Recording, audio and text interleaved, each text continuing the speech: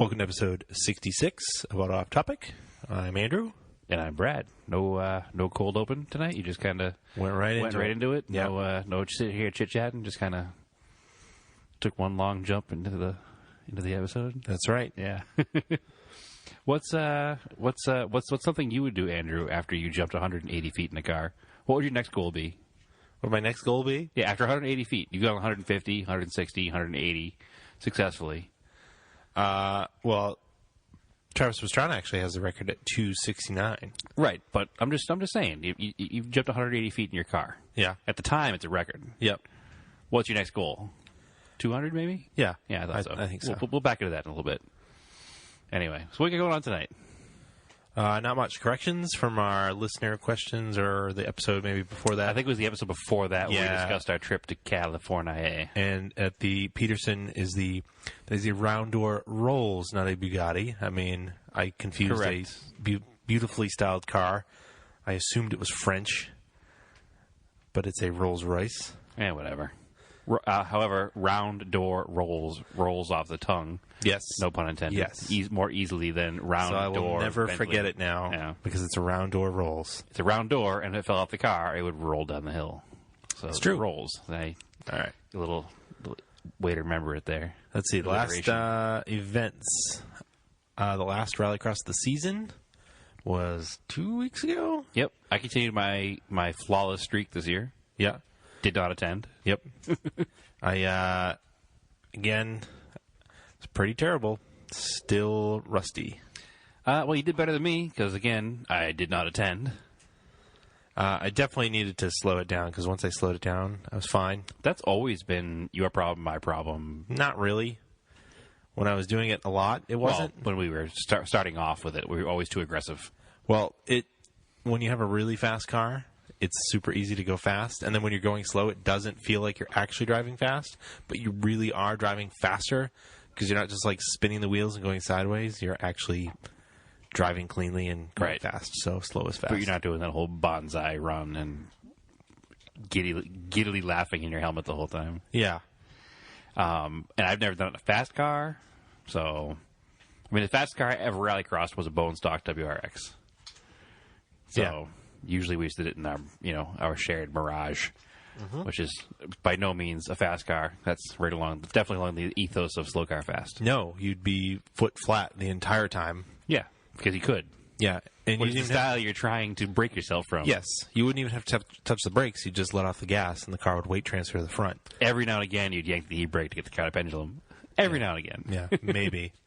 What else did we do? Oh, we went to Southern New Hampshire Cars and Coffee. We did. Last one of those of the year as well. That was is it the last one until January? Oh, it's the last one of the year. Okay. I mean, it's December.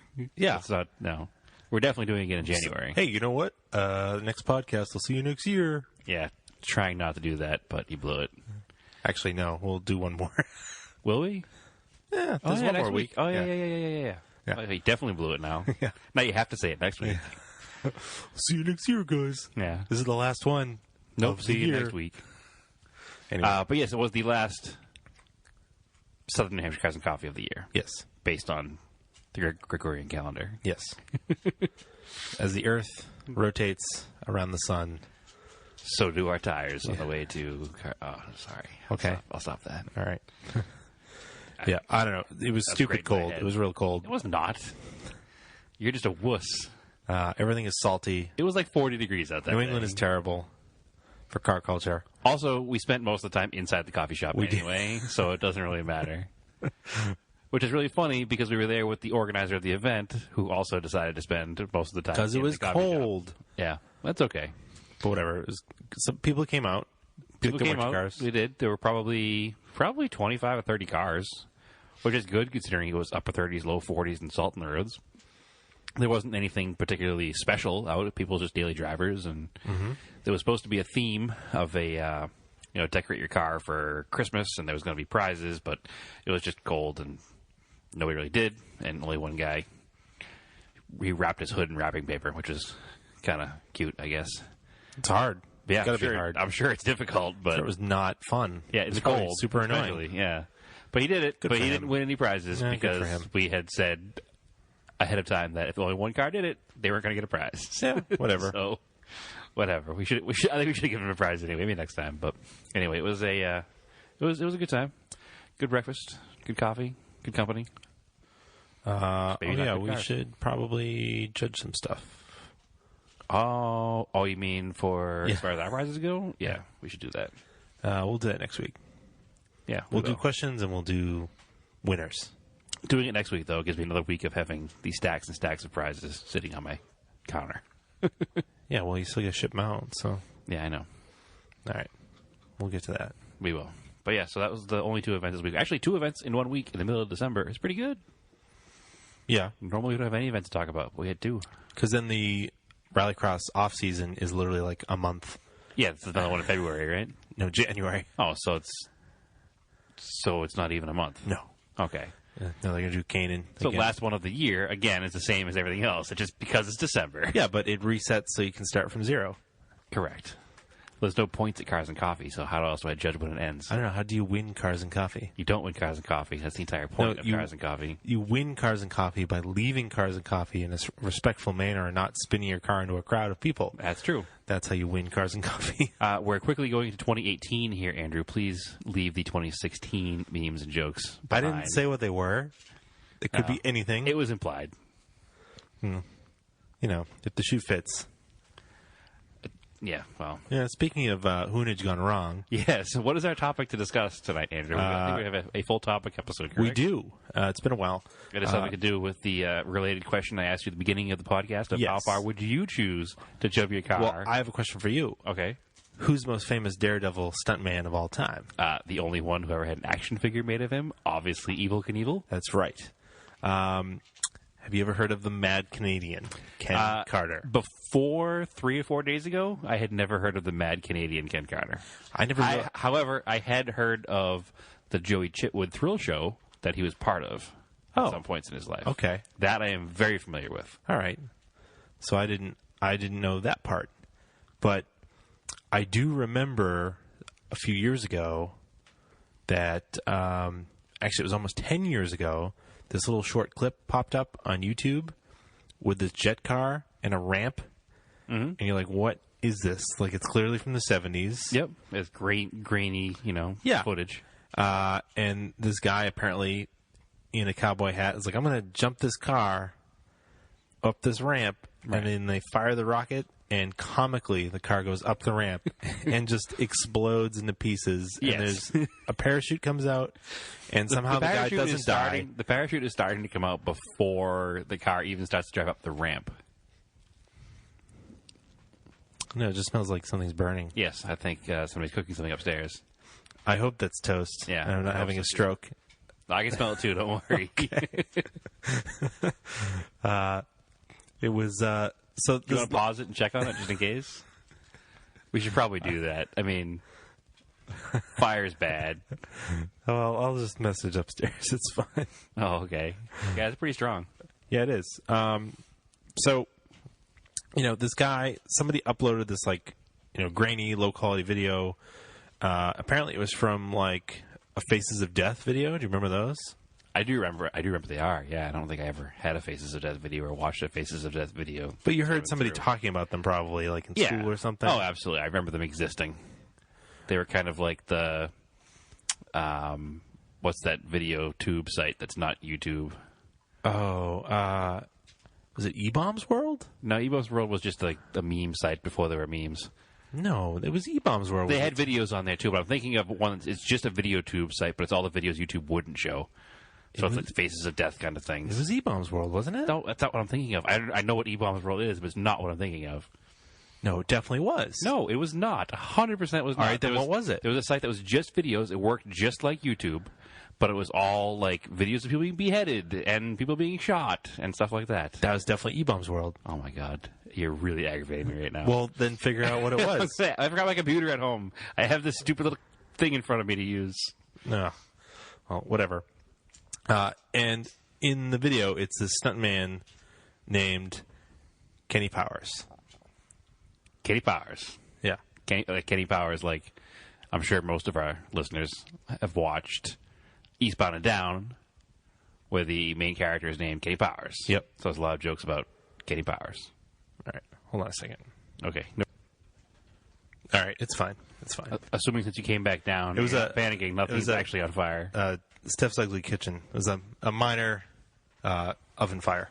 Okay, but it's over now. Oh, yeah. It's real smoky up there. Okay, is it really? It's, no, it's okay. We're fine. Smoke rises, so we're fine. We're downstairs. Yeah, we're totally fine.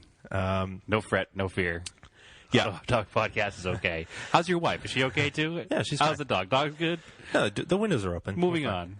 Yeah, so yeah, it was Kenny Powers. Like yes. Old Kenny Powers. Yep, Kenny Powers. Yes. And, you watch the video, and it's like, it's a rocket-powered, what year Lincoln Continental do you think it was? 77. Yeah, so it's a mid-70s Lincoln Continental, which, of course, is the most aerodynamic vehicle in the world, right? Yes. If you're basing your aerodynamics on a brick and then just chopping the corners off so that it has a little bit of an angle for the windshield. Yeah, and then it's like, so it's like basically like traveling up this massive ramp with a rocket at a hilarious speed. It looks like it kind of like belongs in Top Gear or something.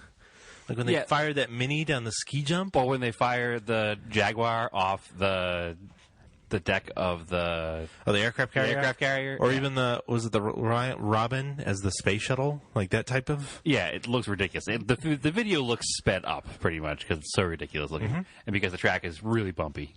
And so it turns out it was the St. Lawrence River, and they were trying to jump the gap between Canada and the United States.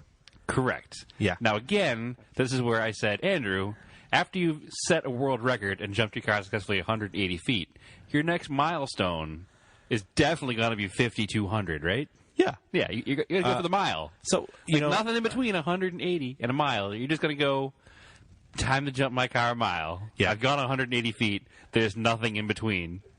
So clearly it failed because hardly anyone else has heard of this. The car leaves the ramp and the bodywork tears off immediately. Excuse me. The website I was thinking of was LiveLeak. I've never heard of that. LiveLeak.com was where all of the videos that would get edited off of YouTube wound up. Ever heard of that? Yes. It was probably early 2000s. Like, if you had YouTube's only existed since like 07, so... Well, okay, it was probably the same era as YouTube. So maybe in my head, I feel like YouTube is older than it is. No, maybe. it's not that old, actually. Anyway, it's 10 so years it was old, videos that you couldn't see anywhere else. It was. I had a coworker who was obsessed with it, and he'd watch like terrorists beheading people all the time. See, I had people watch E-Bombs World for that when I worked at the dealership. So. Yeah, well. Anyway, but just so I had cleared my head, LiveLeak was the website. This thing had parachutes attached to it because the plan was it would fire across the river and parachutes would deploy. I feel like... but the bodywork ripping off must have caught the cords and deployed the parachutes. No, they were deploying, if you watch the video, yeah. They were deploying before it hit the ramp because the ground was so bumpy. Oh, okay. I feel we should back the story up. I'm getting there. Before we get too far. Okay. Getting there. You got a plan, I got you. So, the thing crashes into like 2 feet of water. Like, it makes 500 feet off the ramp. It's comical. And then this guy... Kenny Powers somehow survives. He breaks 8 vertebrae. Yeah. And then people pull him out of the wreckage like in the 1970s, the spinal injury has yet to be invented. I love they carry him off like he's at a Jewish wedding, like Mazel Tov. They carry him on their shoulders, bar mitzvah style, like on their shoulders. Like he just won. No, he didn't win anything. Yeah, he won 8 broken back, and the entire ow. Like he just he sounds terrible. He like broke his spinal, like he broke his vertebrae and like ribs and like his wrist. Oh, it was messed up. Yeah, it was really messed up. But he was okay with it. Yeah, because he didn't die. And then that's the end of the video. Yeah. And then you're like, okay, I don't know what that was. I'm going to keep cruising the internet. That was really weird. Oh, that's right, too. I forgot, because the whole, fire upstairs interrupted us. I forgot we were just talking about the short video that was released 10 years ago. Yeah. And then, apparently at the very beginning of YouTube time. Yeah. And I watched this before and didn't pay much attention to it. And then our friend Jordan kind of brought up the other night. and I watched it again. Yeah, we were talking about podcast topics, and Jordan was like, "Oh, what about the St. Lawrence River jump?" We were like, "Come again?" Yeah, I forgot about it, and then so it turns out I didn't forget about it. At the time, we didn't realize it was the St. Lawrence River jump. We just knew it was some bonehead in the yellow Lincoln trying to jump a gap. Yeah, I'd forgot about it, and then it turns out that it was actually supposed to be done by a stuntman named Ken Carter. Yes. So you're reading in the comments, you're like, who the hell is Ken Carter? Well, the first clue And was what does he have to do with Kenny Powers? Yeah, because the car says Ken Carter on the side of it in huge red letters in a yellow car. So I was super confused at first. I was like, wait, is Kenny Powers the same as Ken Carter? And I was like weird. And like then I went down the rabbit hole, and here's where we are. So Yeah. then it turns out about 2 years ago, the Canadian National Film Board uploaded to YouTube a feature-length documentary they made in the 1970s. Yeah, it's a really good documentary, Yeah. too, considering the era it was made and everything. It won awards, actually, when it was made, I think, correct? Yeah. Well, I mean, they've been making movies for a long time, so... But show me another documentary made in the 70s that you can sit through the whole thing. Fire Down Below? Show me a third documentary in the 70s that you can sit through the whole There's thing. a bunch of good ones. There weren't a lot of good ones, but there are some good ones. This 4-minute video clip was actually like a small window into what An hour actually and took, 45-minute long movie. Yeah, but it took 5 years to plan this jump and to actually have it go off. So a lot of Correct. places had the date wrong when you looked this thing up. Like, it actually took place in October of 79. 79, yeah. Some things had it listed as September 76, because originally the jump was supposed to be a bicentennial thing. Why would it be a bicentennial thing in Canada? Because it was jumping from Canada to the United States in 1976. The same way the British did, I get it. Yeah, sure. But anyway, so if you look up this documentary, it's worth a watch. It's called The Devil at Your Heels. It's definitely worth a watch. I was totally sucked into it, and I didn't start watching it until like 10 o'clock at night, and I watched the whole thing. Yeah, it's pretty cool. So basically... Spoiler alert, though, Ken Carter is also not really Ken Carter.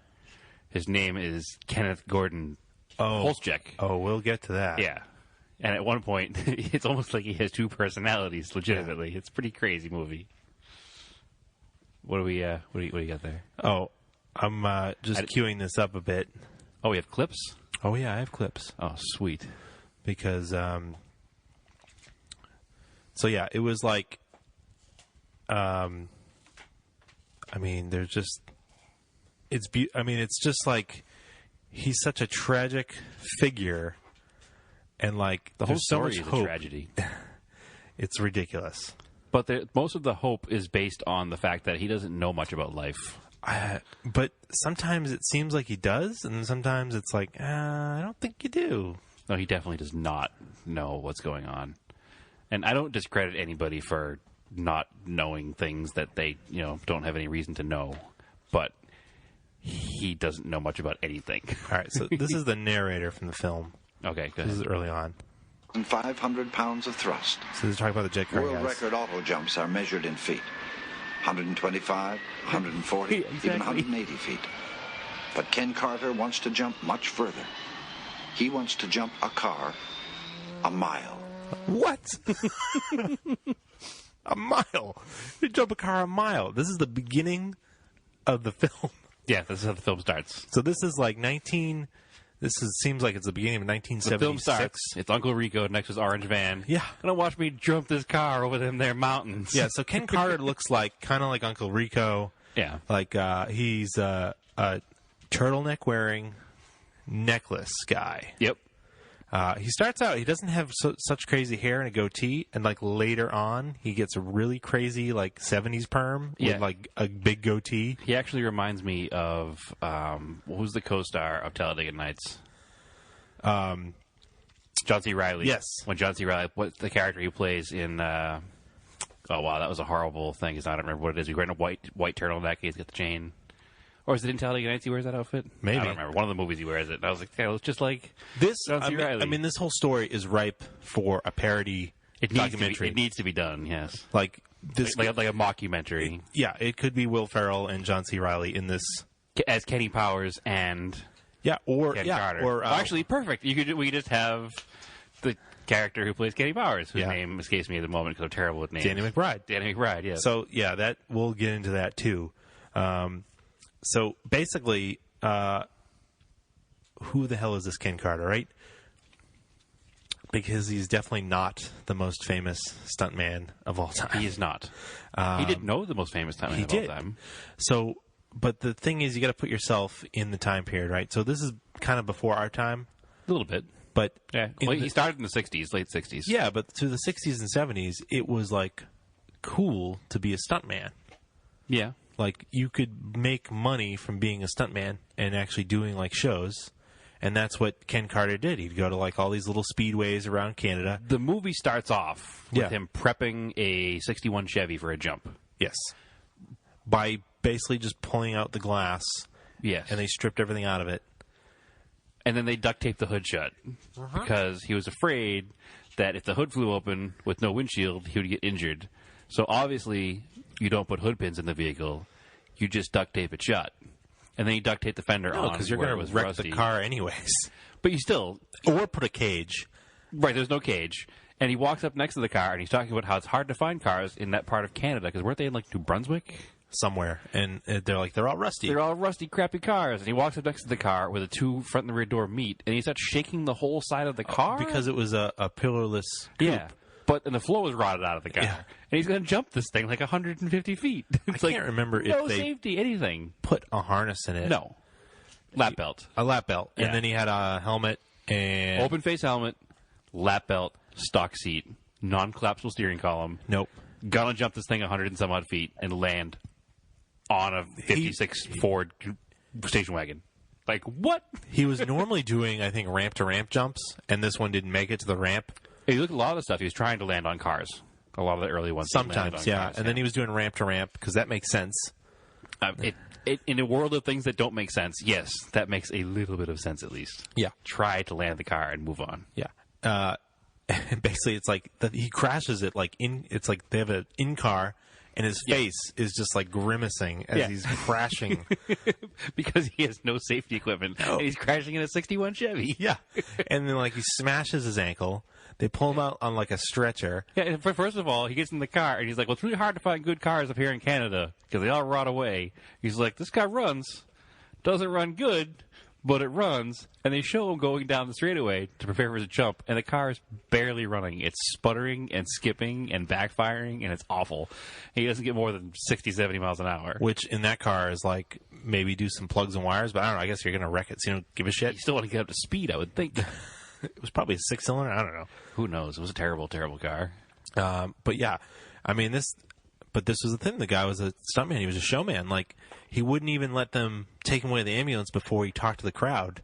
Yeah. And he was like, don't worry, folks. We'll be back here at 8 o'clock. Tomorrow night? Yeah. Yeah. We're going to do this 3 nights in a row. You're like, what? What? You're crazy. We got to make a living. Yeah. And that's the thing. The guy, it turns out, he only had like a grade school education. Well, that was the first part. Well, not the first part. One of the first parts of the movie where I was like, wait a second. I think they say that he had a 4th grade education and he dropped out at 14 years old. Something like that. And my head spun and I was like, wait a second. So not only did he drop out in 4th grade, but he was in 4th grade until he was 14. I don't know. This tells a lot of the story. I mean, but, you know, it was a viable living. So he went into, like, he was doing motorcycle riding. And yeah, he worked at a grocery store. Yeah. And then was like, I can't work at a grocery store forever. I need to do something else. And so he chose, again, much like the next step after 180 feet is a mile, he's like, I'm going to go stop bagging groceries and start jumping cars. Nothing in between. I don't know. What would you do in between? I don't know. I mean, I've never had the extreme life choice opportunity. If you're just like, it's time to try to kill myself every night. I'm going to do stunts. I guess you just do it, right? I mean, I guess. I like to think there's some kind of a learning curve. Yeah, I'd like to think you start out small. Yeah. But maybe you don't. I mean... Oh, maybe you just go big or go home. Yeah. I guess in 68, whatever year you started doing it. Yeah. But here's the thing, right? So he definitely did not have the looks that Evel Knievel had. Like, Evel Knievel was like a cool-looking dude. Like, he fit the times, like, with his mutton chops and, like... Yeah, he always was stylish. Yeah, he was like Elvis and, like, Liberace, like, but he's like a cool macho stuntman. Yeah. And this guy had like a little pot belly, and like kind of beady eyes. Yeah, you're just a goofy-looking redneck from Canada. But he did have a good voice, though. Yeah, he definitely had a good crowd voice. Yeah, he's a and good they show him after he's semi-retired when he decides to do the jet car jump. Mm-hmm. And they show him like amping up the crowd for his proteges. Yeah, who are all just young. It's stuntmanship is a younger man's game. Yeah, I mean, he's retired. He's like I'm 37. He's like I can't do this forever. No, because at 37, that's like 100 in. Like, if you're a stuntman, being 37 is like being 100 years old. Well, I'm 36 personally. Yeah, but you're not a stuntman. I feel like 100 years old, I'm not a stuntman, so... Yeah, well, you haven't had, like, 1 million bones broken. No, just 6. Yeah, and your ankle's not, like, fused into one piece. No, so far so good. So, the point of what they were dubbing the super jump, to jump this car a mile, was that he thought this was going to make him the greatest stuntman in the world. Yes. And then... he'd get sponsorship and toy deals. Action figures. And merchants. Yeah, just like Evel Knievel. Like, that was his whole plan. Like, that was the entire goal. Canadian Knievel. Yeah. I mean, that was just, like, wild. Like, totally wild. So, here, let me find that. Like, what? Here, I'll find that real quick. What are you looking for? Nope, I got it. Dead air. Yeah, why don't you fill some air for me? I wasn't ready. I thought you were all ready to go. Yeah, sorta. I didn't have any poignant points to bring up. Well, although I will say I used to have the Evel Knievel toy. Yeah. So maybe if the guy was successful, I would have had the Ken Carter toy. Yeah, maybe. I'm kind of curious if anybody from, like, maybe he toured down here. I don't know. If anybody we know saw him, you mean? Yeah. Yeah, like, that'd I'm be cool. curious. If any of our older listeners have ever heard of or seen Kenny Carter, shoot us a message. We'd love to chat about it, for sure. But yeah, the Evel Knievel toy was cool. It was a big spinning wheel, and you put the back wheel of his dragster or the back wheel of his motorcycle on it, and then like it was like a ripcord racer, but it was a spinning wheel instead. Yeah. And then it took off, and there were all kinds of like ramps and stuff you could buy to go along with it. So here's Ken Carter talking about himself. In the interviews, and I also said in my publicity and I've been saying it for years, I still believe that Evel Knievel is the second best daredevil in the world. And I say that because I feel that I'm number one. I also feel that if you don't think in terms of win, you do not win. Right. He thinks he's number one. And I mean, all he's done is jumped cars like a couple 100 feet. Yeah. Like, that's it. Which is all Evel Knievel really had done at that point, too. Yeah, but, well, this is because, so that's the other thing, too. So before the super jump, the failed Snake River Canyon jump from Evel Knievel had just kind of happened. Yep. So originally, the first version of the super jump, they were going to get ABC Wild World of Sports was going to broadcast live broadcast it, and this was in 1976. And then, so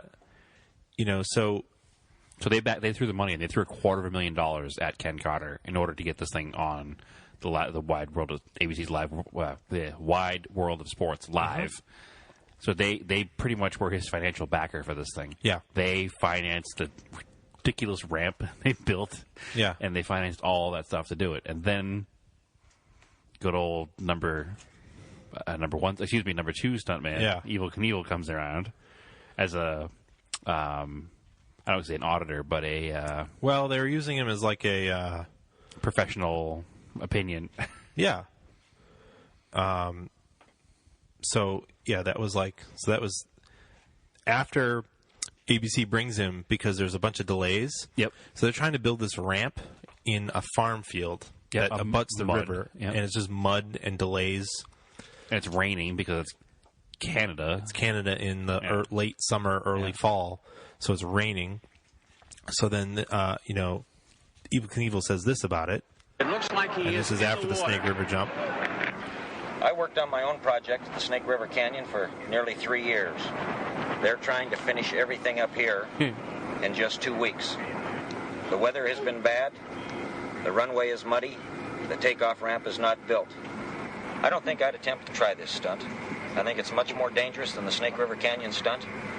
And I think the time and preparation that's been put into it is much too little. This is maybe a daredevil stunt that might end all daredevil stunts. So yeah, he's basically saying that if he does this, he's going to get killed, and nobody's going to watch me do my thing anymore. Yeah. So maybe he was afraid that the guy was going to upstage him. Or maybe Evel Knievel says, hey, this is too dangerous to attempt. You listen to Evel Knievel because he would do anything. Yeah. The man tried to jump Niagara Falls in a barrel. Yeah. So let's talk about what was the logistics here of him jumping this. So he was going to jump this ramp. So I can pull this up here. I actually found a schematic that somebody has. Of the ramp? Of the Ken Carter's nominal flight trajectory. Okay. So now, in my head, a mile is a long distance. All right. So according to this layout, the way the math was done out, he would enter the ramp at 270 miles per hour when the rocket fired. At the base of the ramp? Yep. Okay. So the start, and that's at 1,000 feet. And then So the runway was 1,000 feet long? Yep. Okay. So he'd exit the ramp at an altitude of 85 feet at 261 miles per hour. Okay. And then he'd reach the apex of the arc across the river. So supposedly he's supposed to be at 306 feet at 256 miles per hour. So he's still accelerating in the air? No. Leaves at 261, now he's at 256. So the point was that the rocket would fire just to the end of the ramp and then shut off.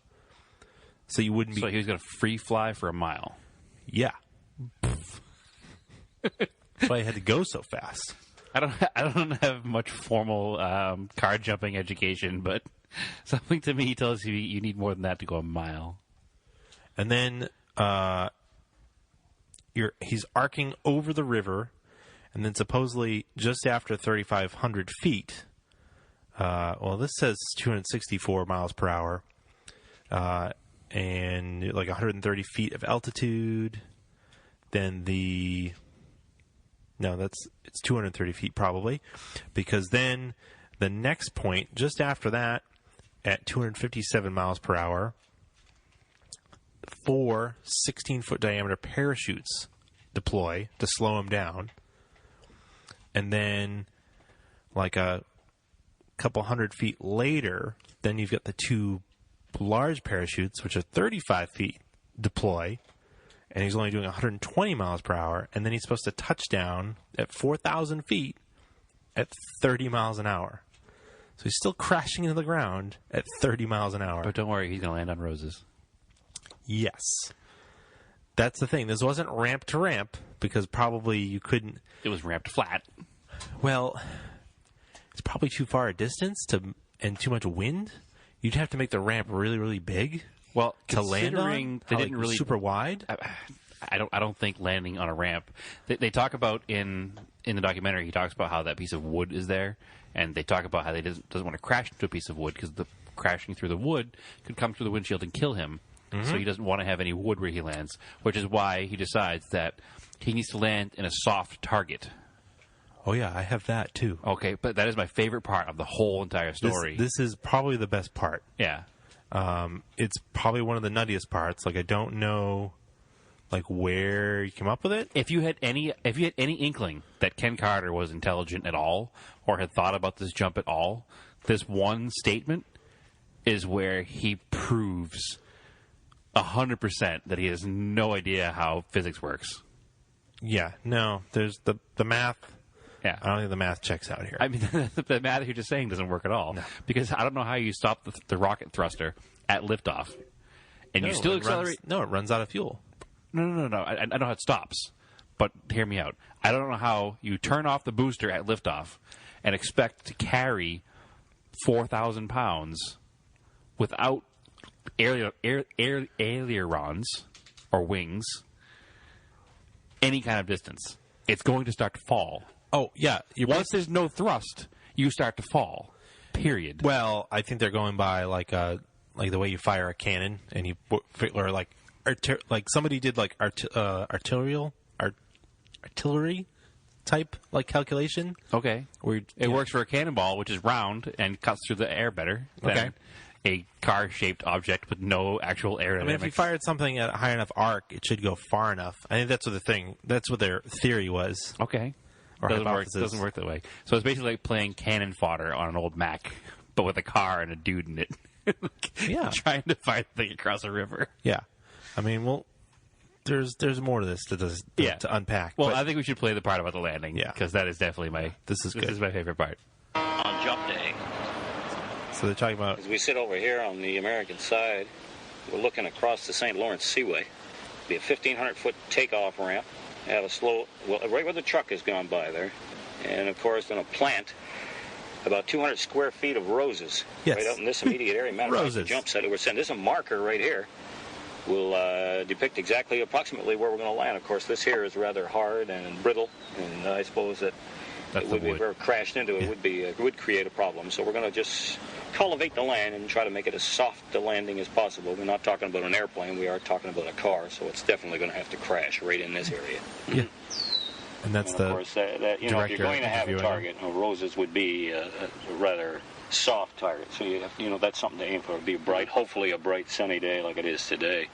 But irregardless, it's going to go. Irregardless. Irregardless. What about the trees? I'm glad you brought that up because they are a definite concern. We don't want to come over here and do damage to the property, and we're just going to leave the trees set where they are and try to stay away from them. But it's a very touchy situation. Yeah, we're just going to try to stay away from the trees. What about the trees? Well, we're going to steer away from them. How do you plan on steering away from them in the air? We're going to land in the roses. Don't worry about it. Hopefully he doesn't overshoot this, right? Yeah, I love it. He's like, what about the trees? I'm glad you brought that up. It's very dangerous if we hit them. So we're just going to leave them where they are, not jump into them. Oh, man. So... yeah, there's that. Roses. And then he's going to land on roses. Do we understand? That's not like a name he's calling something else. It's not like he's putting a bunch of pink styrofoam boxes out. He doesn't want to do any damage to the land. So we're going to drop 4,500 pounds on it at 300 miles an hour from 300 feet. Don't want to damage the land, though. Really concerned about the land. I think maybe... I want to think that his theory was that...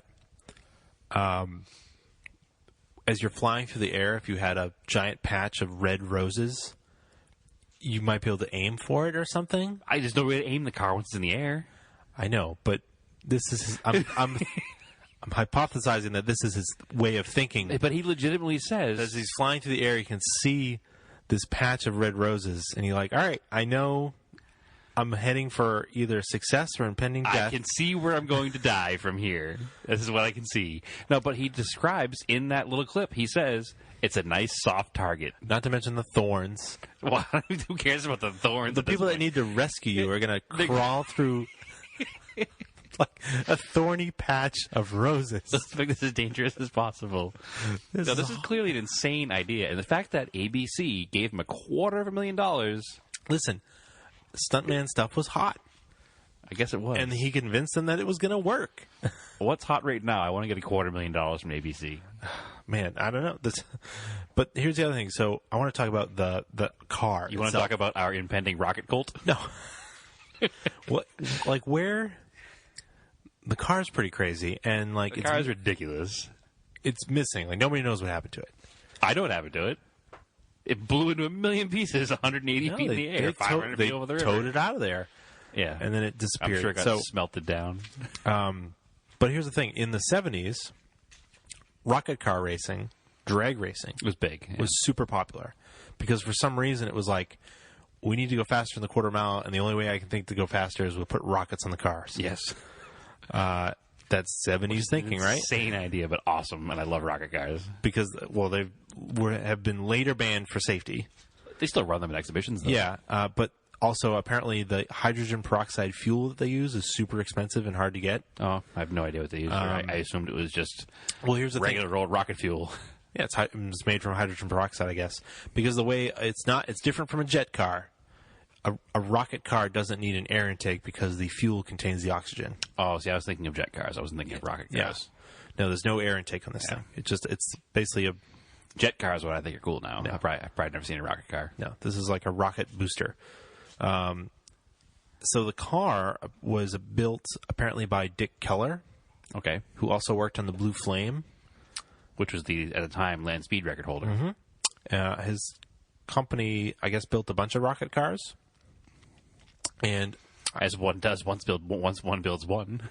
And I couldn't figure out in the documentary who those two mechanics were. One of them is not Dick Keller. Dick Keller, I don't think they ever interviewed him. They showed pictures of him. Just but a money man behind the scenes. They probably didn't want to be associated with it. But, Yeah, no kidding. I mean, this is like a specialty car they designed, and they said it was $100,000. Which seems insane, but it seems low. But it was kind of not in the 1970s. $100,000 is a lot of money. I think it still seems low even given the time period. No. Because I think adjusted for inflation, that's probably $500,000 now, say. And I feel like a car like that would cost more than $500,000 to build Maybe. now. Yeah. I mean, in today's money, a Vermont sports car rally car is $100,000. So, This seems better than, first of all, where do you get a rocket? It's not something you can just buy. They made it. And then... Which makes me concerned because they also tried to make the fuel tank and they couldn't make the fuel tank. Yeah, it kept blowing up. So let's discuss back to the beginning of the first year they attempted this in 1976. Yeah. Can we talk? Are you going to get to this eventually? Is this in your notes here to go to the part where he learns how to drive a rocket car? Oh, yeah. I'm getting that. Okay. So... Just checking. Yeah, so here's the other thing, too. He's going to launch a car and do over 250 miles an hour in a rocket car. But Ken Carter, apparently, according to the documentary, has never been over 90 miles an hour. Minor details. How are you a stuntman, but you're not really into speed? Because he only ever did stunts in clapped out 61 Chevys. I guess so. Yeah. And so this part's really crazy. He somehow talks Lou Arrington into doing this, who he drove the Captain America rocket car. Yes. Professionally. $100,000 in 1979 is $356,000 right now. To me, it seems like that car would cost more than that to build today. Yeah. But what do I know? Yeah, so this is pretty crazy. Let's see here. Well, my favorite thing about him driving this car is the guy never met him. I'll play the clip. Okay, go ahead. Let's do that. Let's listen to Lou Arrington in his own words. This is amazing. The purpose of training Ken Carter to drive a rocket vehicle to prepare him for his jump. How long do you think it'll take him to learn how to drive this car? That depends on Ken. We hope to wrap it up in six runs. 6 runs. 6 runs? 6 passes down the track. We hope to have him going close to 250. What's the top speed that you ever driven it at? The fastest I've ever run is 242. 242. And what's that feel like?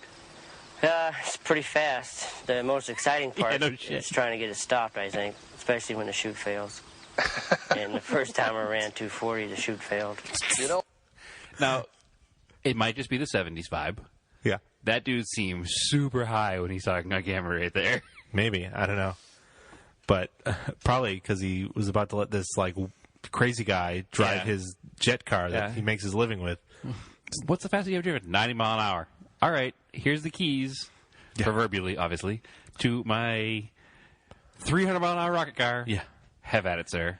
Now, by the way, did you bring your fire suit? And he's like, No. So, yeah, that's the thing. So he's going to go test with Lou Arrington, and Ken Carter's like, I didn't bring my fire suit. Yeah, and my helmet's getting painted. helmet. Yeah, my helmet's it's getting fitted for communications. Oh, that's what it was. Which, later on, you see that it's basically, they, cut a hole in his helmet and then taped, a headset to the outside of it. It's with, duct tape. Yeah.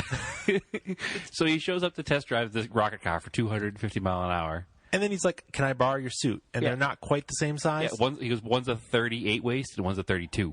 Yeah. So he squeezes himself into the suit. He gets in it. And then he can't move. And he can't sit in the car in it. Because it's too tight. So he just takes it off. But then Lou Arrington's like, you don't really need the suit anyways. Yeah, you know why you don't really need the suit? Because if the thing fails, You just die. You just die anyways. The fire suit doesn't do anything. Not against a rocket car. No. So they show him getting in the car, and he's legitimately wearing a Winter Nationals funny car T-shirt. A T-shirt and a pair of jeans. And obviously a comically oversized 1970s belt buckle. Yeah. Getting in the car. And going 250-something miles an hour he went. It basically... On the third pass. No, and then they show him they're like, how was that? He's like, oh boy. Yeah, that was fast. And in my head, I'm thinking, now you have to do that up a ramp and through the sky. Like, you've never done this before. Oh, the other part, too, he trained for the G-forces by just getting in a biplane, and the guy did, loop-de-loops. One time. And he got, airsick. Oh, and another, okay, so another... This poor guy. Oh, man, this story is so good. We're basically... You don't have to watch the documentary anymore because we're just telling you the whole thing. No, you should watch it. Highlights. Definitely watch it. No, 100%. But the best thing is, at one point, he gets Hollywood backers. Yes. And they shoot a montage of him training. Oh, that's way later on. It's way later on. But it doesn't have anything to do with his actual training. No. And they have him, rowing in a kayak and running. Yeah. And then he's like, I was so nervous in the kayak. He's like, because I can't swim. Yeah, he can't swim. He's jumping a car over water. The guy can't swim. I was super nervous in the fake montage training video because they have me in the water and I don't know how to swim. Oh, but here's the cool thing. They did think of this. I will give them credit for this. In the jet car, because they knew they were jumping over water. It's buoyant. They made it buoyant, semi-buoyant. They also gave him a way to have oxygen so that if the car went underwater, he could breathe until they rescued him. Mm-hmm. I'll give him that. Because they learned from Evel Knievel, he didn't have that. Snake River Canyon. They said this. Oh, really? I don't remember that part of the... They're like, we used Evel Knievel as an example, and he didn't have that. The second best stuntman in the world. Yeah, of course. Second best. We're talking about. So, interesting things. Jim Deist? Stacy. Yeah, Deist. I think big name in drag racing. Oh, huge name. Like the first guy to put parachutes on drag cars in the 60s. Because they were going so much faster. Yeah, Dice Safety is still a name today. Yeah, and they had trouble stopping. Like, this guy had the, light bulb innovation moment to throw probably, a military surplus parachute on the back of the car. Yeah. I'm sure it was. It had to be. That's what a lot of that stuff was. And, he pioneered that. And so that was pretty cool. They flew him in from L.A. during the jump, and, he packed all the chutes, and he designed the chutes for the car. So at least, they were trying to think about safety. They did hire someone who knew about things about safety. They didn't know anything about jumping cars, but... Well, I mean, they didn't hire him to make sure the car got to the other side. They hired him to make sure the guy inside didn't die. Yeah. That's probably what he did. He's probably like, sure, I'll put a parachute on it, because you're going to need that, but I'm not making any responsibility for anything else. And then it was neat, too. So you've got Jim there, and then Sammy Miller, who's a big rocket car driver, was doing a lot of the testing for him and designed the car or how the car worked. Oh yeah. He was done testing in Florida. They showed him when the car was red and white, and he was doing support for because this guy is pretty interesting too. Because he apparently still holds the elapsed time record. Yeah, the ET record for quarter mile. For anywhere, ever. Still faster than today's top fuel dragsters. In a rocket car, obviously. Yeah. So quarter mile in 3.58 seconds. Yeah, which is pretty fast. Yeah. So what's a Tesla Model S right now? 0 to 60 is 3.5 seconds? Yeah. So that's you can't compare a street car to any kind of drag car. Well, you're going to get there with electric cars. They're going to be pretty fast. I don't think it's going to be a day where you can go to the electric car store and buy a 3.5 second quarter mile electric car. Well, listen, there's Teslas are already retardedly fast. Yeah, but they're not. This is a whole other level because it's a rocket car. There's no drive to the wheels, so it doesn't need to have traction to accelerate. That's it's true. Just air. Okay, but how far do you think it takes the Tesla to go to 60 miles an hour? Distance-wise? Yeah. Oh, I don't know. Not very far at all. No. But still, that is a pretty sickening amount of G-force to launch at. In a Tesla? Yeah. I mean, it probably makes you sick after doing it a few times. But, I mean, we're not even talking, we're talking a whole other level of rocket cars. You're talking 3.5 seconds to 300 and some odd miles an hour. Not 3.5 seconds to 60. You're talking 3.5 seconds to 360. It's ridiculous. Yeah, that's probably more G-force than pilots have launching off aircraft carriers. I bet it is. It's because I think they only hit 150, 200 miles an hour off an aircraft carrier. It's probably 150 for flight, but that's crazy. Yeah, it's really fast. It's so insane. I don't know what the G-force is sustained by a top fuel dragster driver, but I'm sure it's got to be... It's pretty high. Well, 4 Gs. Yeah, it can't be more... 10? Maybe it's 10. I forget what you can withstand, but, I mean, that's the other thing. This guy, Ken Carter, is not the peak physical condition. Like, there's no way that... Top fuel drag racing, 4.2 Gs. So 4 times your body weight. Being pressed against you, pretty much.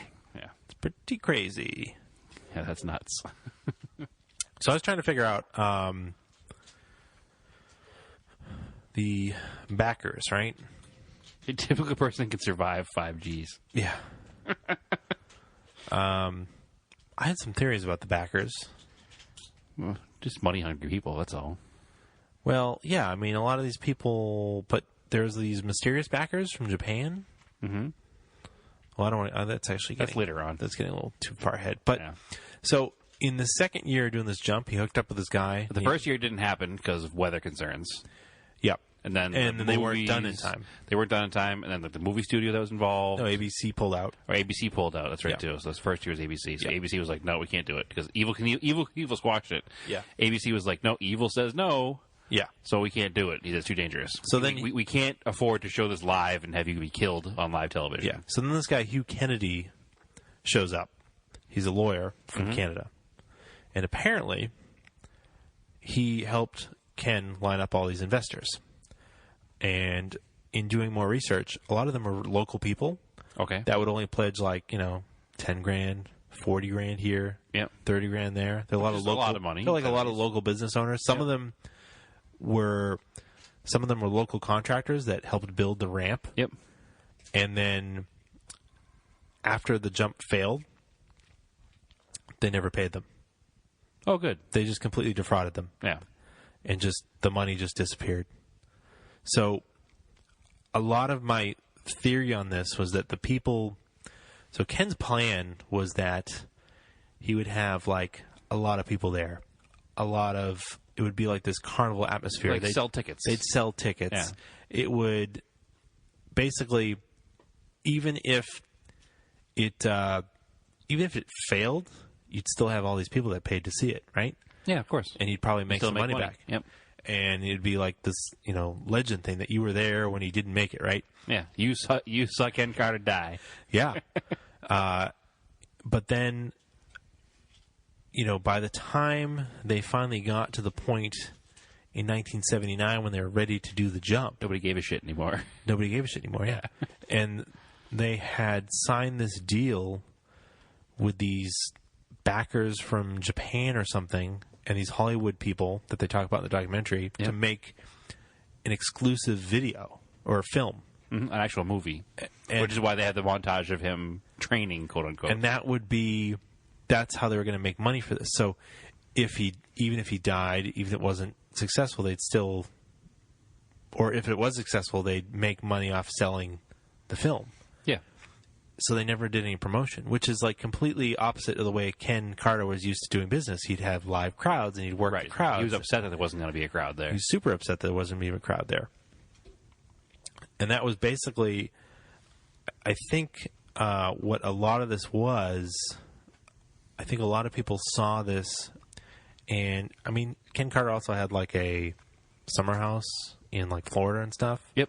And Winter house. And it definitely seemed like there's probably, I'm sure there's people in illegal things that were involved. Mob money, pretty much. Yeah. Yeah. It seems like there was that kind of stuff going on too. And basically, it's always been about trying to get money. It was also 1979, and if movies have taught me anything, then that's how everything was financed in 1979. Basically. So, I mean, it was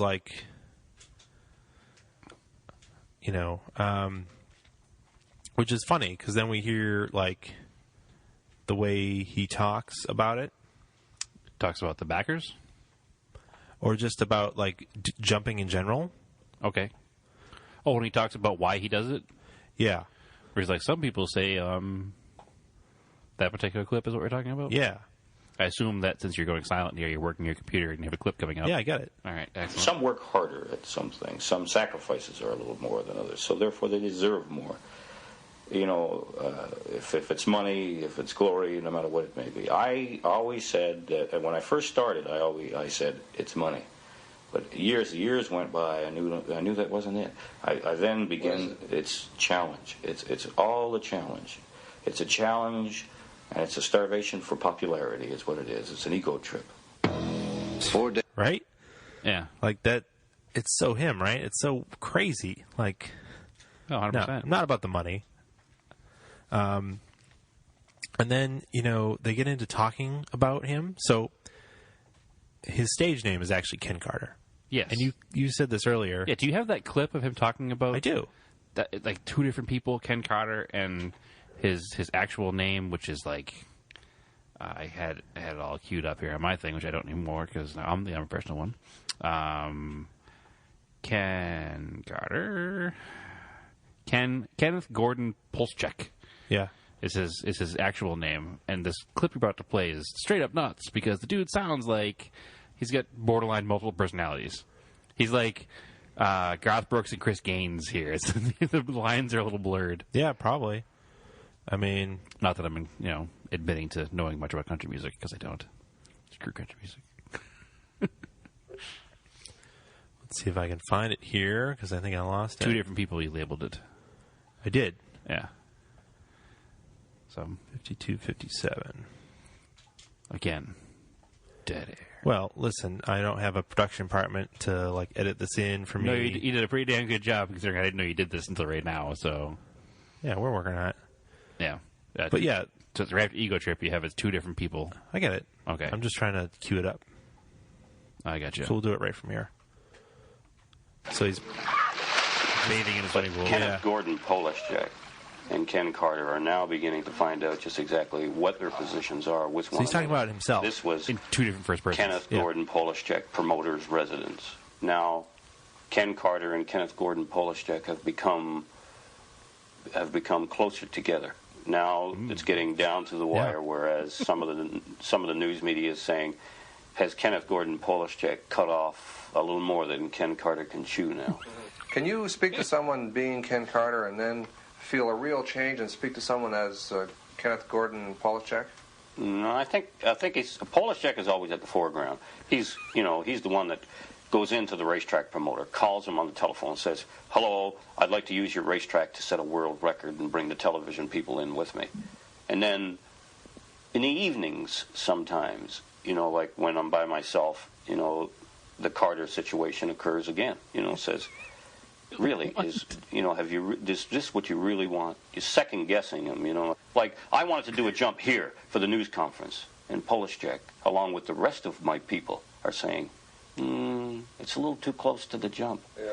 Let's not do anything. What if you get hurt in the press conference? And before Carter would say, the press conference? What do you mean hurt? I've been hurt before. Now he's starting to say, wait a minute. A lot of people are here at the news conference. Well, they wouldn't want me to pull up here in an ambulance and get in the vehicle and try it. So, yeah, there's more concern. I think Carter and Polschek are getting closer and closer together. Do you think? I mean, they're the same person. They are the same person. That makes sense. They'd be close together. I guess that's how some people reconcile with this type of stuff. Like, I don't know. You got to get in the car and you're going to jump to potentially your death. So, like, maybe you think it's a different person. I don't know. I'm going to change my last name and do 150 miles an hour the whole way home. It wasn't me. It was Brad, the other guy. Yeah. Sorry, cop. So, this is it just gets, like, crazy. There's in between here and that final video, there's a couple failed jump attempts. Yes, we're talking 77, 78. Yeah, so it rains and, like, they even tried to dry the track off the ramp with, like, the helicopter. Yeah, they're flying the helicopter close to the ramp to try to dry it. And then there was, like, a strike of his crew, and they demanded $27,000 in cash before they'd even fuel the car. So weird. It's insane. So meanwhile, all this is happening. His backers are getting upset. Yeah, because every year now he's putting it off another year. Yeah. So and then he's concerned about the ramp because the ramp now this is in Canada, right? So the ramp and stuff is sitting through Canadian winters. Mm-hmm. Frost heaves. Yep. So it wasn't even built that right. Mm-hmm. Because that's the other thing. Oh, part of this was they brought in a civil engineer, and he's like, yeah, it's going great. And then, like... He missed the calculations. Yeah. The ramp was, like, 2 feet off of the pilings where it needed to be. Yeah. And they had to, like, fix it. So that was even crazy. So, again, there's more delays, and then it doesn't... the ramp doesn't really work that well because of all the settling. It's, like, super bumpy. Yeah, like super bumpy. Like anybody who has ever lived in New England or driven in New England, if you come here in the springtime, they have what we call frost heaves. Yeah. Where the ground underneath and the air on top are different temperatures, and they cause the pavement to rise. Yeah. So this happens obviously in Canada as well, and that's what made this track so bumpy. So when you see him make the final approach, when Kenny Powers makes the final approach, which we'll get to in a minute, the car is bouncing so much that the parachutes that are mounted at the base of the back window start to come off the car.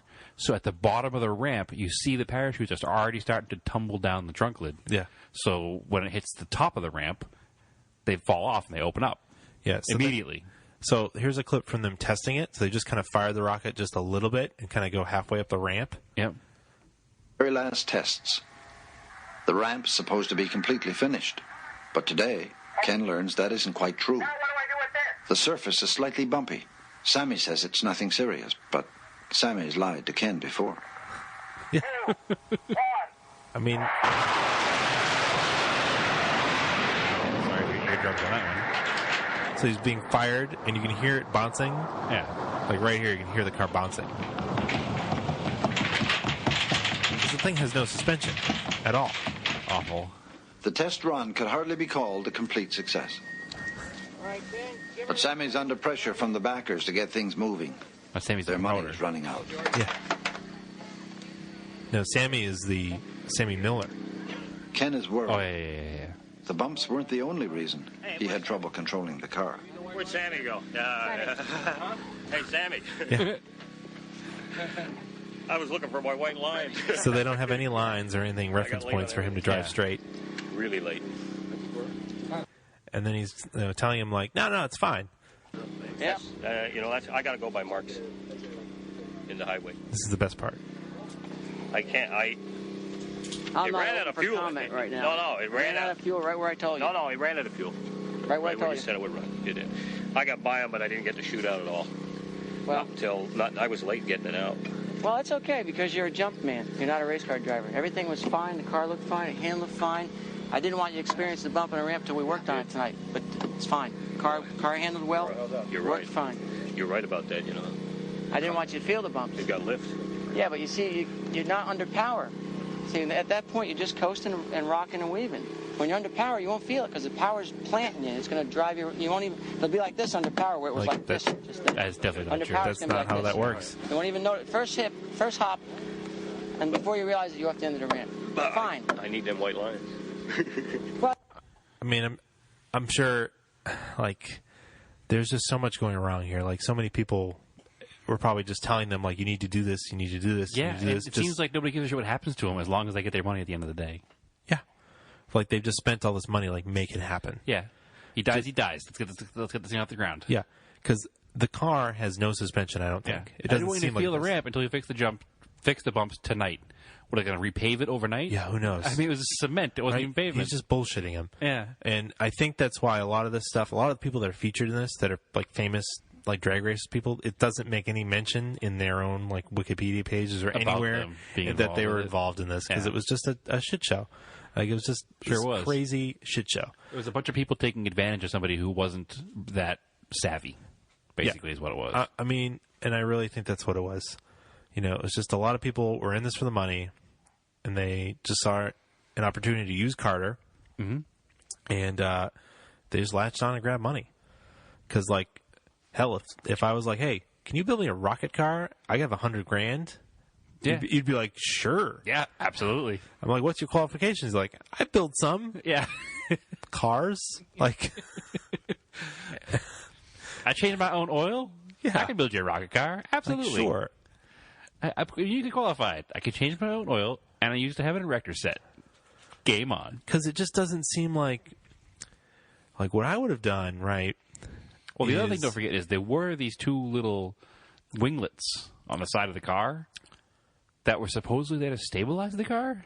Yeah, let's talk about the design of the car here. So it's a Lincoln Continental fiberglass body on which is a chassis. weird choice to begin with, and there's no backing by Lincoln or Ford Apparently, or any reason. They picked that because the car was so big. That was probably the biggest fiberglass body they could get.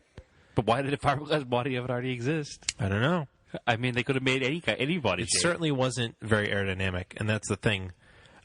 I also feel like it's a fiberglass body. They built it like a drag car, where the bottom is just open and there's like a chassis underneath. Mm-hmm. So as soon as that thing went up in the air, it's a big parachute. Yeah, and whether or not the bodywork was already cracked, as people claim, as it went up the ramp, it doesn't matter. It was going to rip off anyways. Yeah, because as soon as the air got under there, it was going to rip it right Same off. way, if you see a funny car go down the track and there's any kind of the body rips apart, any kind of shift in air at all. Yeah, the body comes into a billion little pieces. It basically did what Mark Webber did on the backstretch of Le Mans. Yeah. And flipped, because it had a flat bottom on this Mercedes, and he flipped it off. Yeah. Except the entire car was sealed up on the bottom, so it didn't entirely blow apart on him. Right. Yeah, it just didn't make sense.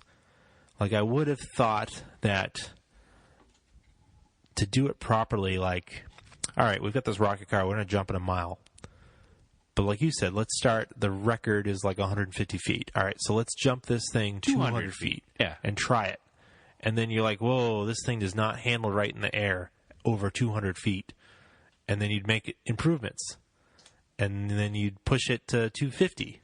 And, that's how you, right? Like, that's how you improve something, is you gradually build up to it. Incrementally. It's a whole, you have to crawl before you can walk, and walk before you can run theory. You Not can't like, we're going to engineer this thing that we've never done before, nobody's ever done before. Yeah. And maybe it'll work. Yeah, like, let's get it 500 feet. Let's get 1,000 feet. Let's get 1,500 feet. Because they added these ailerons to the side of the... I don't think you even call them ailerons. They were just like... I mean, maybe they were, but don't ailerons control? Yeah, that was the point. But they weren't... There was no control to them. They were just solid. No. They said that supposedly he could steer the car and keep it level with them. Oh. I don't remember that being an actual thing. Yeah, that was because they showed one of the tests where the other guy is testing the car on a drag strip in Florida. Lift. And the car just goes up in the air and takes a hard left into the wall. So it's like... And he's like, oh, I've started to lift around 200 mile an hour. And it's like, yeah. Because he has wings on it, you dummies. Obviously it's going to lift. Yeah, there was just like... It was really weird. And they kept them on the car. They didn't change the design after they realized that. And they just went with it. And then it seems like when it fired off the ramp, it ended up going straight vertical. Yeah, it went up. Yeah. It didn't have the right trajectory at all. No, not whatsoever. Like the car was tail heavy, and just the second there was no pavement under it, it was just like, all right, ass end down, and then air underneath, and then the rest is history. Yeah, so then finally, the very last time that it's going to jump... It's raining again. No, this is... so here's Ken Carter. He's talking about it. He's ready to go. He's ready to do the jump. The Hollywood backers even refused to notify the press. Yes, they're not notifying the press. They want Ken to make the biggest jump of his life in secret. And Ken has finally, reluctantly agreed. So they didn't want to... So you finally got here. Yeah. I want to be surprised later on. They finally decided what they're going to do. This is Jim Deese. How's it look to you? Well, it looks really good. I haven't really had a chance to... I want to go up on top and take a look at it. Yeah. Eyeball it down through here. What do you think of the parachute thing? I mean, is that all set now, do you think? No, I think I haven't really been over to the car yet to find out. Yeah. Jim Deese, one of the most respected men in racing, designed the parachutes for the car. He's been flown in from L.A., especially for the jump. Here and see what it looks like. Then... Yeah. Kenny Powers takes him and Dara Robinson for their first look at the ramp. So that's like the first mention, really, of Kenny Powers. At all. Yeah. He's kind of in there casually. He's his training coach for the Hollywood film. The montage, yeah. So clearly the Hollywood guys know of him, right? And then, so, again, it like fails. And then we're finally like, he's going to go. He's going to do it. Let me get to this one. Here it is. We need a third guy to work the videos here. The clips. Well, I'll have to hire an intern. Devil, as compared to Ken Carter or Kenneth Gordon Polishek, it was all a dream, and it's come true. And here we are, super jump, within minutes of it happening. And my crew is here. I'm happy. I've got dynamite people, as you very well know. The whole thing is just great. It's lovely. I'm looking for a world record. I'm looking for the ultimate statement. The Ken ultimate Carter, statement. World's greatest daredevil. Really, that's what it's about. That's what it's all about, right? 100%. So then this, again, they had like aborted. It didn't happen. Yeah, something weird happened in the car. He claims. There was like a pop, a noise or something, and he cuts the engines and jumps out of the car. And so then by the time you don't see anything or hear anything in the video. No, by the time they reset, it's like night. Yep. And they're like, it's not going to happen today. So then the next day, it's like raining. Then like 2 days later, it's like still raining. Still raining. Then all of a sudden, it's like they skip a scene in the documentary, and you're like, what's going on here? And they're like, Ken was called to this meeting an hour away. Mm-hmm. And it's the documentary people following the Hollywood filmmakers. Right. And this guy, Kenny Powers, is suddenly walking them around, and like he's going to make the jump. Right. Because now at this point they think that Ken Carter is just like afraid, and he's never going to make the jump. They think he's afraid. So what a lot of people originally thought that was that Kenny Powers was this hired gun that came in and was just going to do it, that the Hollywood people hired him. That's what they originally... Right. And in researching this, it turns out that Kenny Powers actually worked for Ken for a lot of years. Yeah, he was one of his proteges. He's one of his the proteges. guys that he went out and did hype work for. And the craziness of this is that what a lot of people think is really the reason why Kenny Powers did it was because he was such a good friend, or that he liked and respected Ken Carter so much. So he stole his thing? Which seems really weird that I'd be like, I don't know, Brad, that sounds pretty crazy. Let me do it instead. Yeah. But what it was is he was probably there. They probably convinced him that if we don't do this stunt, like your friend's going to be in a lot of trouble. He owes people a lot of money. It needs to happen. Yeah. We got him out of here for you. We just need you to do the stunt. Like, because he obviously wasn't very bright either. Take care of this for him. And then supposedly they offered him to pay for all his medical bills. And then another rumor I heard was that he had some sort of manslaughter charge in Florida, and that was going to get taken care of. They made it go away. So, but they were like, we just need you to do this to get it done. We got Carter out of the way here. And then the whole part of this, the whole jump, seems so rushed. Yeah. Like do it before Carter figures it out. Exactly. And he doesn't have, apparently, Kenny Powers needs to jump with a back brace. He doesn't have it with him. Yeah. Like, it's just... Because this isn't the first time he's broken his back. Yeah. It's like so rushed. It's crazy. And then the thing, I've got this hypothesis that the secret backers were Nikon. Okay. Because suddenly, on Nikon, jump day, there's Nikon decals on the car, and Powers has a Nikon patch on his suit. Yep. Like, where did that come from? It's not so secret. Like, not it was so like, secret backers. Like 2 days later, the car didn't... 2 days before, the car didn't have those on there, and all of a sudden, Ken's going to go for it, and it's got it. And, like, when you hear that he's called Kenny Powers, then you have to hear how he talks, and this is amazing, because you'll totally understand. If you've watched Eastbound and Down. If you've watched Eastbound and Down. Which if you haven't, you should, because that's great. No, you definitely should. And at this point, like, when they're originally ready to do the jump, like the St. Lawrence Seaway, they like shut it down for him. They had these like super fast speedboats and like divers ready to go. Mm-hmm. And then by the time 5 years later, no, this is 2 days later. Oh yeah. By the time Kenny Powers is ready to go, see, this is all the confusion that happens on the internet because it's like all mixed together and wrong dates. By the time Kenny Powers is ready to go, they have like a rubber raft. Yeah, one guy in it. One guy. Seaway's open. Seaway's open. Like, hopefully the boats stop going by for a Yeah, they go by at 3-minute intervals. Yeah. They have like this teenager in an old wrecker with a 20-gallon water tank. He's the fireman. Yeah, he's going to put out the fire. And tow guy. It's crazy. And it's like a 30s record, too. It's not even like anything modern at all. It's so old. Pull this up here. This is the clip of Kenny Powers talking. Yeah. Which Kenny Powers' wife was quite entertaining, too, with her penciled-on eyebrows. She had, like, penciled-on angry eyebrows. One of his many wives, apparently. Oh, really? Yeah, so Life of a stuntman with a murder charge. Yeah, so I listened to, there was another podcast, like Heavyweights, and they actually talked about Kenny Powers. And the guy tracked down his last wife, his widow, because he passed away in 2009. So basically everybody in the story has passed on. And she was like... It's somehow not from this event. And he was like, I got to ask, the guy I was interviewing, he's like, is the show Eastbound and Down, like, does that ring any bells there? And she, like, laughed. She's like, yeah, every time I love watching that show because it reminds me of him. And I guess they reached out to Danny McBride, and they didn't want to say whether or not... Deny it. Yeah. Well, because... Or just don't say anything. Yeah. Legalities. Probably. Was Danny McBride a Canadian? I don't know. I don't either. So then, they're talking to... Out of the car and get Powers to jump in his place.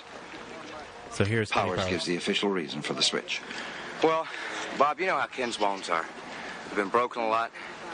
His left wrist was broken into Houston Astrodome in January. We went ahead about... In the summer there, he did a ramp-to-ramp.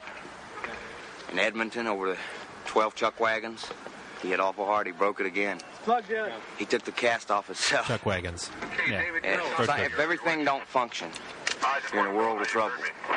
I'm praying and hoping that I can make everything function and give it the best shot that I got. In fact, we'll know in about 15 minutes. The countdown is too long. I think it was too long. You get to thinking about it, looking at it. Brash. Forget that. I know I'm going off of it. I don't have to sit there for 2 or 5 minutes and think about it. 10-second countdown. Yeah. That's all I need. If I'm not ready in 10 seconds, I'll never be ready. Yeah. The only way I want to hear shoots, if I get sideways, upside down, or backwards, let me go as long as I'm going. Right. Give me shoots as a this last guy's never resort. been in a rocket car before. Ever. To be truthful with you, I want off the end of the ramp. Yeah. But I want that island too. Yeah. So it's a joint thing. And I'm going to give it hell. Yeah. Kenny Powers has been working for Ken Carter as a stunt driver for 10 years. Kenny Powers, like He's jumped more than 200 times and broken his back twice. Yeah. Now he has to wear a special brace when he jumps. But today he's forgotten it. Yeah. And he's going to... Yeah, he's forgotten it. Yeah. So that just tells you how rushed this was. Yeah, it also means he probably wasn't going to be doing it until that day. No, like, oh, you're going to do this. Yeah, they're like, we need you to do this. Like, we need you to do this. Like, and he probably saw it as like, apparently, from listening to his widow on that other podcast, that he looked up to Ken Carter as a father figure. Okay. And he saw that he was doing it as to help. Yeah. He's going to be helping and get his admiration. And apparently, till Kenny Powers' death, he carried an 8x10 photo of Ken Carter around. Oh, really? Yeah, that was a real thing. Yeah. Ken Carter didn't last that much longer after this happened. No, he did. Oh, Ken Carter, yeah. Kenny Powers lived until the 2000s. Yeah. They said, but he was in his 80s when he passed away. But Ken Carter got killed doing something else later on. Yeah. So anyway, that brings us to the failed jump that we talked about earlier. So after all this, they put him in the car, and it just completely failed. Yeah. And this whole dream just evaporated. Ken Carter never got enough money again to do it. Word got out that his lawyer, Hugh Kennedy, had defrauded people. And then you're like, it looked like, when you watch the video or something, or this video, you think that, Kenny Powers was the enemy, but he really wasn't. Yeah. And then even watching the documentary, I had no idea until you just told me now that there was more to that story. I had to do more research. Yeah, it was crazy. Yeah, I would never have gotten that far. It turns out that, Ken Carter ended up dying 83. Yeah, he did another big jump. He was trying to jump over this pond in Ontario. And he did it once in July of 83. And his faulty construction stuff happened again. And then the ramp collapsed. And he failed miserably. He landed on the roof? Nope, not yet. Oh. And he came back in September to do it again. and the ramp didn't collapse, but his homemade rocket made too much power, and he missed the landing ramp by like double the distance, and it landed on its roof instead. Well, apparently they had he had instructed them to fill it with more fuel than what they had recommended, and this was one of the salvaged engines from the Lincoln. Oh, was it really? So yeah, unfortunately he passed away, and people kind of forgot about him. Yeah, they only recently found the car too. I think it was like stuffed away in a barn somewhere. They found the car he died in. Yeah, that's what I mean. They don't know where the Lincoln is. So yeah, that is the crazy story. It's Ken Carter. It's an awesome story. It's an awesome story. Yeah, I wish I could find, because there's like one woman wearing like a Ken Carter T-shirt in the documentary. Like I just find some piece of Ken Carter. Yeah, something from Ken Carter. Like that would be so cool to have. Yeah, it's got to be out there. Well, there's a Facebook group now dedicated to him and like saving his legacy. Yeah, and they're trying to find like they have a bunch of parts of the car. Yep, that like locals had salvaged after the accident happened. Yeah, and they went. I guess they went and knocked door to door on people's houses. And said, this is after the super jump. Yeah, yeah. Do you have any pieces of the car left, or do you have any memories of Ken Carter's? I mean, so just for like perspective, in 2006, Ken Block jumped 171 feet, and that was like the record for the time for a car jump, and that was in a combustion-powered rally car, ramp to ramp. And then I had forgotten about this. December 31st, 2009, Pastrana went 269. Yep. That was in like Long Beach or something. It was like a ramp to ramp over water. Mm-hmm. And I completely forgotten about it, but it was for Red Bull. Of course it was for Red Bull. Yeah, and again, it was in a WRX rally car. And that, I believe, is still the current world record for a car jump. Yeah. So it sounds like Red Bull's got to get their game together and jump a mile. I could see them doing it. I mean, they put a guy up into the stratosphere and let him jump, and he hit supersonic or something. That's true. I forgot about that. The sky jump there. I mean, I bet if they could get the permits to like fire a rocket car into the United States, somebody get the copy of this video and this podcast to Red Bull and make them do it, because that would be pretty awesome. Somebody would do it. Yeah, and now with modern technology, and Red modern Bull's aerodynamics, Red Bull's money and their engineering, that would be entirely plausible that you could jump a car a mile. Yeah, it would be more of a rocket-shaped car than a car. It wouldn't be a 19. No. You know what? Challenge accepted. Do it with a 77 Lincoln. So 75 Lincoln, whatever year it was. So, anyway, I hope everybody enjoyed that topic. And if you did, please watch the movie, because it's great. Yes. It's fantastic. The movie actually won awards when it came out. It was like a Canadian Genie Award or something, which is like an Oscar. I don't know. Canadian Oscar? Yeah. It's just a gold-plated maple leaf. Sorry, Katie. Yeah, apparently it cost, I found out it cost like $400,000 to make. How did it cost $400,000 to make a documentary that all the footage was found footage? That's what this contemporary... it took 5 years to make. But it wasn't. The documentary wasn't.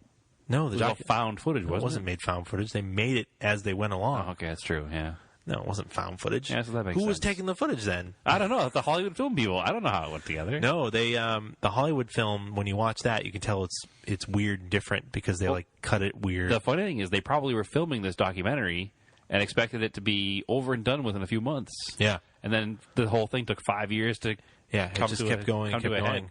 And I guess when it was released commercially, it didn't do that well. But the movie poster is really awesome. I got to find a copy of the movie poster. It's the Lincoln going up a ramp, being fired off, but it's like drawn, like so it doesn't fall apart. Yeah, it's drawn. Yeah, it's pretty cool. So anyway, aim for the roses, I guess. Yeah. Keep your roses analog. Yeah. So keep your landings analog. Yeah. Keep your cars analog and aim for the roses.